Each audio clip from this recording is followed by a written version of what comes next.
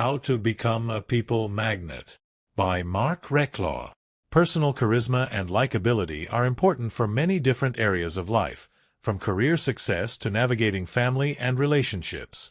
And at times, it can feel like you're either born with it or without it, but this isn't true. In reality, charisma is a skill like any other.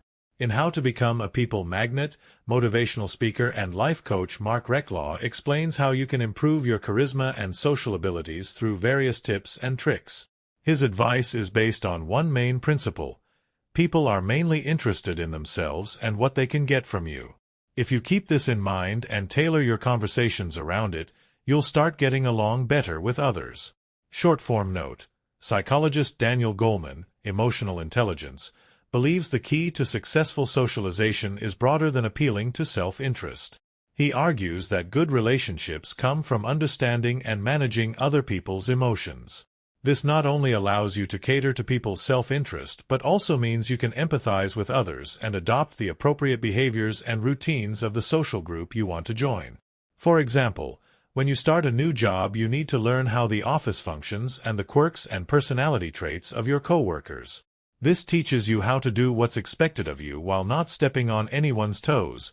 In other words, how to manage your coworkers' emotions. Reklau's strategies cover three important kinds of social interactions: making a good first impression, getting along with others, persuading people to do what you want. Part 1. Making a good first impression. The first essential part of any social interaction is making a good first impression, charming people so they want to get to know you better. Reklau explains that first impressions are all about making the other person feel good to ensure they enjoy talking to you. If you make someone feel good, they'll have an incentive to get to know you. Reklau suggests you make people feel good by focusing on them and staying optimistic and upbeat. Short-form note: communications expert Leo Lowndes, How to Talk to Anyone, writes that first impressions are about making people feel good in a more specific way, making them feel liked. He argues that the desire to feel liked governs all social interactions. This suggests that you shouldn't focus entirely on making the other person feel good in general. You also have to show that you feel positively toward them. Focusing on others. During a first impression, Reklau explains, you should center the conversation around whoever you're speaking to. People love talking about themselves, so if you focus on them, they'll love talking to you too. Reklau offers two ways to keep the conversation focused on others: learn their interests and agree with them. Short-form note: before you can center your conversation around someone, you have to find people to talk to in the first place, something that can be stressful for people with social anxiety. Author Vanessa Van Edwards, Captivate, recommends you make this process easier by approaching people at a time and place where they'll want to talk. You'll have an easier time starting a conversation with people who are willing and eager to speak to you. Specifically, Van Edwards suggests finding groups that are settled in one spot as opposed to transitioning from one place to another, but who aren't closed off or holding a private conversation. You can also speak with the host of an event, who can introduce you to others. Learn their interests. If you're starting a conversation with someone new, the simplest way to focus the conversation on them is to ask them about their interests. This guarantees your topic will not only be something the other person likes, but also something they know a lot about, both of which help keep a conversation going strong. Reklau suggests that if you know who you're going to meet, you can even take some time to research their interests by asking mutual friends or checking social media. Then you'll have a good idea of what to talk about when you meet. Short-form note: to get a better sense of someone's interests, communication expert Deborah Fine, The Fine Art of Small Talk, recommends you prepare a list of questions you can ask people before a social event.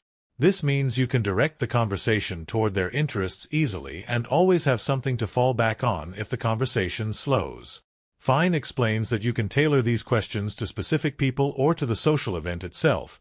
A classic example is asking how someone knows the host of a party, then asking follow-up questions about their answer. Agree with them. Reklau says you can also keep the conversation focused on the other person by agreeing with what they tell you.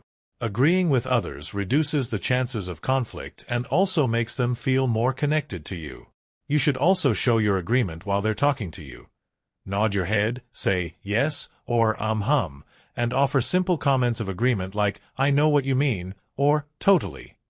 Reklau says you can also signal agreement by mirroring someone else's body language to subconsciously signal you're on the same page as them. Short form note. Vanessa Van Edwards, Captivate, notes that you can also signal agreement by highlighting connections between you and your conversation partner. By noting the interests or perspectives the two of you have in common, you're essentially showing you agree with what they have to say. For example, if someone mentions liking a TV show you enjoy, you can build on their comment by saying you like it too and then discussing why. Stay optimistic and upbeat. You can also make a good first impression and ensure people enjoy talking to you by remaining optimistic and upbeat, Reklau explains. This signals to others that you're someone worth talking to and getting to know. In addition, positivity is contagious, so if you seem like you're enjoying yourself, others are more likely to as well. To present yourself positively, approach conversations with friendliness and enthusiasm. Always have a smile on your face and participate eagerly. When you talk about yourself or what you do so with pride and confidence. If people see that you like yourself, they'll want to like you too. Short form note. Communications experts explain that a crucial part of appearing confident and upbeat is using open body language cues, which include smiling, eye contact, an upright posture, and gesturing when you speak. These cues subconsciously signal to the other person that you're friendly and excited to converse with them. On the other hand, you should avoid closed body language cues like clenching your fists or pointing fingers, which come across as aggressive. Part 2. Getting along with others. Social success is about more than just making good first impressions, however. It also requires you to get along with the people around you. If you charm everyone initially but don't put time and effort into maintaining your existing relationships, people won't want to be around you for long. Short form note. Some experts note that if you take time to build relationships with the people around you, you can even overcome a bad first impression. When your transition from meeting someone to building a relationship isn't quite smooth, you may have to apologize for your social faux pas or try to reset the way you act around them to something more natural. However, it's not impossible to get along with people you failed to charm the first time around. Reklau offers two main strategies for getting along with others. Show appreciation and respect and avoid conflict. Strategy number 1. Show appreciation and respect. An important part of getting along with others is consistently showing that you appreciate and respect them. This makes people feel good about themselves, which they'll associate with being around you. Short form note. In Carrots and Sticks Don't Work, psychologist Paul Marciano talks more about the benefits of appreciation and respect in the context of a workplace. He explains that when people feel appreciated and respected, they're more likely to engage enthusiastically with their work, increasing their productivity and morale. This is because when an employee's work and ideas are appreciated and respected, they feel a greater sense of fulfillment doing their job. This sense of fulfillment makes them want to work harder and go the extra mile. Reklau offers 3 methods to show appreciation or respect. 1. Give compliments. The first method Reklau describes is offering honest and specific compliments.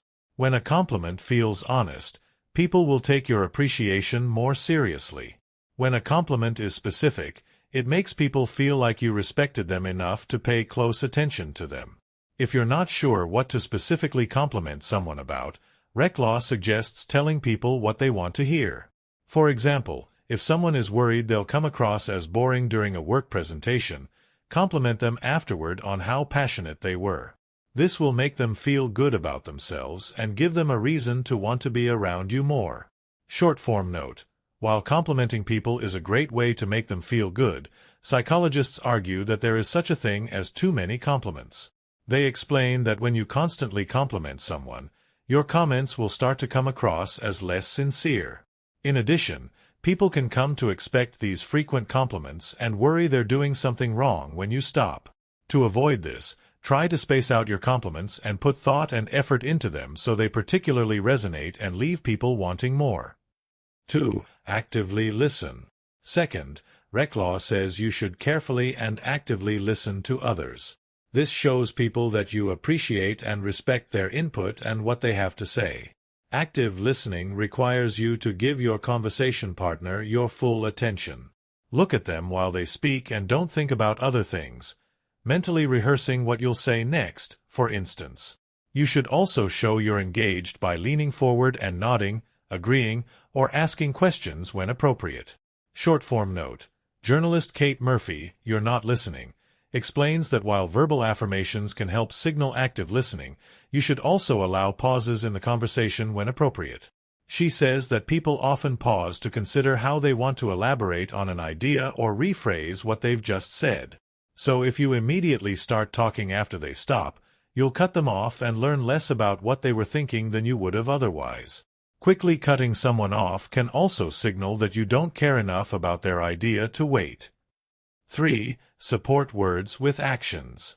Finally, Reklau says you should also back up what you say with actions. If you tell people you appreciate and respect them but don't act like it, people will start to take you less seriously. But if you back up what you say, people will trust you more and therefore appreciate you and your company more. Supporting words with actions can be as simple as not being late, showing you respect the other person's time, or sticking to your word and following through on promises. Short-form note. Mental health experts note that supporting words with actions is particularly important when you apologize to someone. For your apology to come across as sincere, you have to show that you mean what you're saying, and actions are excellent for this. Experts recommend you back up your verbal apologies with attempts to make amends, like replacing something you broke or figuring out a way to ensure you won't hurt the other person again. Strategy number 2. Avoid conflict. Reklau explains that to maintain a good relationship with others, you should try to avoid any kind of conflict. Conflict is a lose-lose situation. Even if you get what you want, you still make the other person feel bad and damage your relationship. He offers 3 methods for avoiding conflict. Don't take offense easily, don't try to change others, and make sure any criticism you give is constructive. Short-form note. Some authors disagree with Reklau, suggesting that there are upsides to conflict. In Conflicted, columnist Ian Leslie claims that arguments can provide unique opportunities for insight and new ideas if you approach them in a productive, rational way. This is because arguments often provide new perspectives. You might have to defend your own beliefs from an angle you hadn't previously considered or reckon with a new argument for something you disagree with. Leslie suggests that, when done correctly, arguing can strengthen connections by teaching people to respect each other's opinions. 1. Don't take offense. To avoid conflict, Reklau suggests you don't take offense to what other people say and do. When you treat their words and actions as personal attacks, you're more likely to get hurt and become confrontational. Instead of assuming people are trying to judge or insult you, ask them what they mean. If they're offering constructive criticism, you can learn a lot by listening and being open to it. And if someone is judging or insulting you, tell yourself that it's their problem and that getting into an argument won't help anything. You should remain positive even if someone is being mean and be willing to forgive them. Getting mad and holding grudges wastes time and energy. For example, Tim tells Amy that she's a very tough person. Instead of assuming Tim is calling her mean and harsh, Amy asks him what he means. Tim says he meant that she's determined and strong even during hard times. By not taking offense right away to Tim's comment, Amy avoided potential conflict. Short-form note. If you're struggling to not take offense to what others say and do, you might have to look inside yourself for a deeper cause. Mental health experts explain that taking things personally often stems from deeper negative feelings, like a specific insecurity or fear of being judged. These deeper feelings can then be triggered by specific comments or words, causing you to feel hurt and get defensive to protect yourself. In other words, you assume others are trying to hurt you, so you take offense. To determine if there's a deeper cause leading you to take things personally, consider how you interpreted whatever bothered you, other ways you could have interpreted it, and how your interpretation touched on an emotional sore spot. 2. Don't try to change others. You can also avoid conflict by not trying to change the opinions and behaviors of others, explains Reklau. People are usually set in their ways and tend to get more stubborn and defensive when challenged. Because of this, trying to change others is usually an unproductive source of tension. Reklau recommends you avoid the urge to change others by focusing on people's strengths instead of their faults. When you pay more attention to what you like about someone, you'll want to change them less. Short-form note. In some instances, changing other people can be a mutually positive experience that doesn't create conflict, such as helping someone improve in an area of their life or trying to alter the behaviors responsible for relationship struggles. In these instances, psychologists suggest you approach whoever you want to help from a place of love and care, and only proceed so long as they seem on board. Otherwise, you'll run into the unproductive defensiveness Reklau describes. 3. Give constructive criticism. Reklau recommends that you avoid criticizing others as much as possible since you can't change others and should avoid potential conflicts. But if you do need to offer criticism, he suggests framing it positively and constructively. This makes people feel less judged or personally attacked, leading to fewer conflicts. For example, you offer praise before and after your criticism to soften it with positivity, and ask the other person for potential solutions so they feel like you're working together to constructively address the problem. Short-form note. The authors of the 1-Minute Manager note that you can also take steps before offering feedback to help keep any future criticism positive and constructive. They recommend you set clear expectations and standards well in advance of any criticism. Having clear standards means your feedback will be clearer and less likely to surprise people. This lowers the chances of any misunderstandings or unpleasant surprises that might lead to conflict. Part 3. Persuading people. The last social skill Reklau discusses is the art of persuasion. Because people are self-interested, persuasion means making them want what you want. Reklau offers 3 methods for doing so: leading people to your idea, appealing to authority, and focusing on yes. Let's look at each of the strategies in more detail. Short-form note. Before you start trying to persuade someone, rhetoric professor J. Heinrichs, thank you for arguing, suggests you take time to consider what your goal is. Determining your goal will help guide you toward using certain methods. If you're trying to persuade someone to feel a certain way, for example, you'll want to use emotional appeals. In addition, clarifying your goal will help you focus on convincing the other person to see things your way instead of on trying to beat them, as the latter is more likely to lead to unproductive conflict.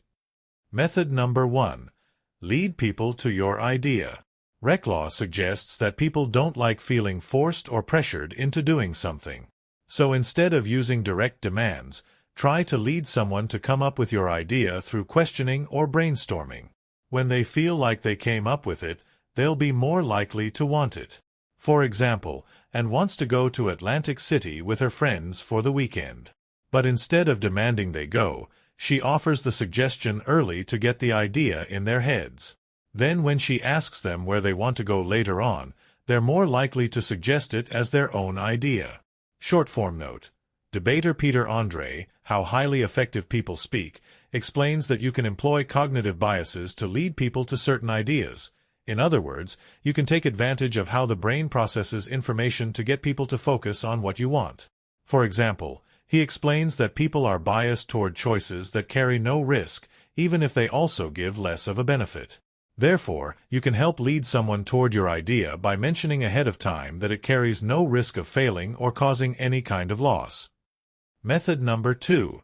Appeal to authority. Reklau explains that you can quote or reference important people to convince the other person you're right. This connects your idea to that person's authority and makes it seem like the idea isn't coming directly from you, making people feel less like you're forcing your idea on them. For example, in our previous scenario, Anne might point out the many positive online reviews of places in Atlantic City during her vacation negotiations. This allows her to appeal to a third party with more weight, the large number of people who wrote positive reviews. Short-form note. Robert Cialdini, Influence, elaborates on why appealing to authority is so persuasive. According to him, society teaches us to respect and obey centralized authority. This is the main thing that separates civilization from anarchy, so it holds a great deal of cultural importance. Cialdini explains that this urge is strong enough that people even respect symbols of authority like uniforms or badges of important people. Therefore, when you mention a source of authority, people are socially trained to believe and trust it. Method number 3. Focus on yes. Reklau says that if you focus on yes, people will tend to be more agreeable to your idea. To do this, ask someone multiple questions you know they'll say yes to before you pitch your idea, so they're more used to saying yes to you. For example, Anne might start pitching activities she knows her friends like, so they start saying yes before she mentions Atlantic City. You can also try offering this or that choices so they can't say no and have to focus on yes. For example, instead of asking if her friends want to go to Atlantic City or not, Anne might offer them choices between various places they could go in Atlantic City. Short-form note: persuasion expert Robert Cialdini, Persuasion, further elaborates on why focusing on yes is so effective. According to him, people assume the information preceding their decision is relevant. In other words, whatever they were thinking about before your pitch will influence their response, regardless of whether it's actually relevant. So when you get someone focused on things they want to say yes to, they'll connect that positive feeling to whatever you're persuading them on.